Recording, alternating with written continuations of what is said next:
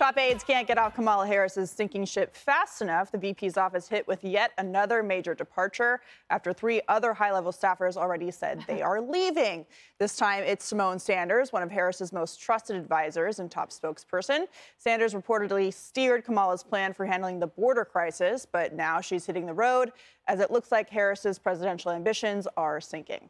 The White House and Kamala defending that shakeup as perfectly normal. Is the vice president not satisfied with the staffing that she has had so far, or do people just not want to work for her anymore? Working in the first year of a White House is exciting and rewarding, but it's also grueling and exhausting. It's natural for staffers who've thrown their heart and soul into a job to be ready to move on to a new challenge after a few years. I love Simone, and I can't wait to see what she will do next. And I know that it's been it's been 3 years of a lot of jumping on and off planes and going around the country, and she works very hard, and I can't wait to see what she'll do next. And I mean that sincerely.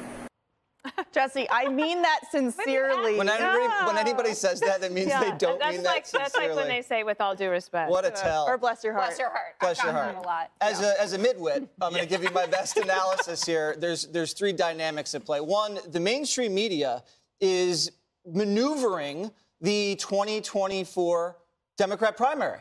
And they're doing it in the first year of Joe Biden's presidency. They're basically saying, Joe's toast, this is how we're going to mess around with the field in 2024. It's amazing to watch this happen so soon.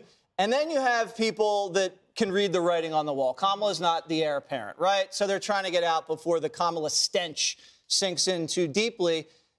These people, a lot of them are about resume building. You know these people. You're in D.C. It's about, where you went to college, who you work for in the campaign, what your title is in the VP's office. The minute it looks like she's not going to be the one, they're out. She's also pushing people out, and that's how she's done her thing the whole time she's been in public life. Whenever there's a problem with her, no, it's the staff's problem. Kind of like me in Waters World, right? Yeah. Whenever there's a problem that I cause, it's the producer's fault. Right. And that's what you're seeing.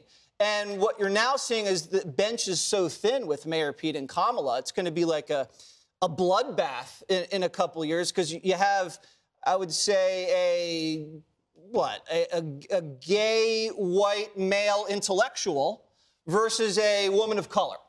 And neither of them can win the white working class vote, but neither of them can win the black vote. So, I mean, this is going to be the most delicious, divisive drama you could ever imagine. And as Dana says, I'm here for it. I'm here for all of it. Great mid-wit analysis from Jesse Waters. It's a miracle Johnny has not quit on you yet, by the way. He's not here today. So, Dana, working in any administration is very difficult. Yeah. It's stressful. But as we've seen over the past few months, we've seen a lot of reports leaking out about how terrible her office is, that people are upset. And it seems like nothing really happened to change that, and now people are leaving. So, yes, if you think back to her campaign, and then the most recent article, the chaos of her office seems to follow her wherever she goes. And you don't just have like a couple of staffers on background telling reporters, they'll have 30 to 40 sources. Yeah. And so then we found out in August that they were bringing on a new image consultant. And then remember that was when we had the fake space video with the child actors. Yes. And so it's been building. And I imagine a couple of things. First of all, I think Simone Sanders is way talented for her age. She's only 31 years old. Remember, she was also a Bernie Sanders person for a long time, and she worked tirelessly for him. Then in the 2020 election, she swallowed hard and said, I actually want to win, and I think Biden is the one that can do that. So she decided to go with Joe Biden. Now, you saw her, remember, she was actually physically blocking him from protesters at events. Right. She was on television for him every day doing a great job, and she was up for the press secretary job, did not get it, and graciously went over to work for the vice president. I don't know if they ever actually got to know the vice president very well. That's one of the complaints that you can read about in the multitude of blind sources that happens in this administration. However, I would also say this.